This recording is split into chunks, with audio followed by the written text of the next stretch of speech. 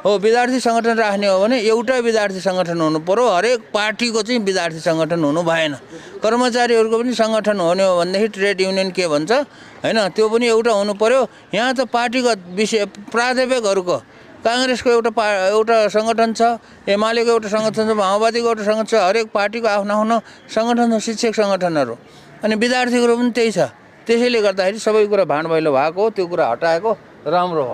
हो विद्यार्थी ल भाइहरू हजुर क्यामेरा त्यसरी हेऱ्यो हेर्नु पर्यो नि। अनि पहिला समितिको सदस्य हुनुहुन्थ्यो, अहिले मन्त्री भएर आउँदै गर्दाखेरि कस्तो लागिरहेछ? समितिकै सदस्य हुन्छ नि, मन्त्री भए पनि समितिको सदस्य हुन्छ है। अहिले पनि समितिकै सदस्य? अहिले पनि समितिकै सदस्य त हो नि। ल म चाहिँ लत्तले गोच्छु पनि भन्छु नि मैले पनि बेला बेलामा। अब पूर्वाधार मन्त्रीले ठेकदारको खुट्टा भाँच्नुपर्छ भने त्यस्तो कुराहरू मलाई नसोध्दैन हो। त्यो सबै त्यो सोसियल मिडिया चलाउनु होइन, मैले त्यस्तो कुरा हेर्दैन। खुट्टा भाँच्यो अथवा के भयो भन्ने कुराहरू त्यो अब कुन प्रसङ्गमा भनेको हो। मैले पनि ठोक्ने भन्छु बेला बेला होइन, मैले पनि ठोक्नु पर्छ त्यसलाई चाहिँ।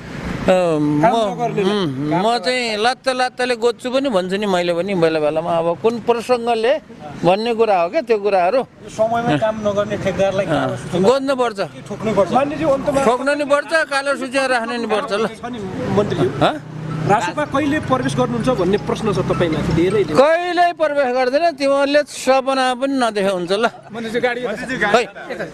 गाडी आयो। हो विद्यार्थी सङ्गठन राख्ने हो भने एउटा विद्यार्थी सङ्गठन हुनु पर्यो। हरेक पार्टीको चाहिँ विद्यार्थी सङ्गठन हुनु भएन। कर्मचारीहरूको पनि सङ्गठन हुने हो भनेदेखि ट्रेड युनियन के भन्छ हैन, त्यो पनि एउटा हुनु पर्यो। यहाँ त पार्टीगत विषय प्राध्यापकहरूको काङ्ग्रेसको एउटा सङ्गठन छ, एमालेको एउटा सङ्गठन छ, माओवादीको एउटा सङ्गठन छ। हरेक पार्टीको आफ्नो आफ्नो सङ्गठन छ, शिक्षक सङ्गठनहरू। अनि विद्यार्थीको पनि त्यही छ। त्यसैले गर्दाखेरि सबै कुरा भाँडभैलो भएको हो, त्यो कुरा हटाएको राम्रो हो। हो विद्यार्थी ल भाइहरू हजुर क्यामेरा त्यसरी हेऱ्यो हेर्नु पर्यो नि। अनि पहिला समितिको सदस्य हुनुहुन्थ्यो, अहिले मन्त्री भएर आउँदै गर्दाखेरि कस्तो लागिरहेछ? समितिकै सदस्य हुन्छ नि, मन्त्री भए पनि समितिको सदस्य हुन्छ है। अहिले पनि समितिकै सदस्य? अहिले पनि समितिकै सदस्य त हो नि। ल म चाहिँ लत्तले गोच्छु पनि भन्छु नि मैले पनि बेला बेलामा। अब पूर्वाधार मन्त्रीले ठेकदारको खुट्टा भाँच्नुपर्छ भने त्यस्तो कुराहरू मलाई नसोध्दैन हो। त्यो सबै त्यो सोसियल मिडिया चलाउनु होइन, मैले त्यस्तो कुरा हेर्दैन। खुट्टा भाँच्यो अथवा के भयो भन्ने कुराहरू त्यो अब कुन प्रसङ्गमा भनेको हो।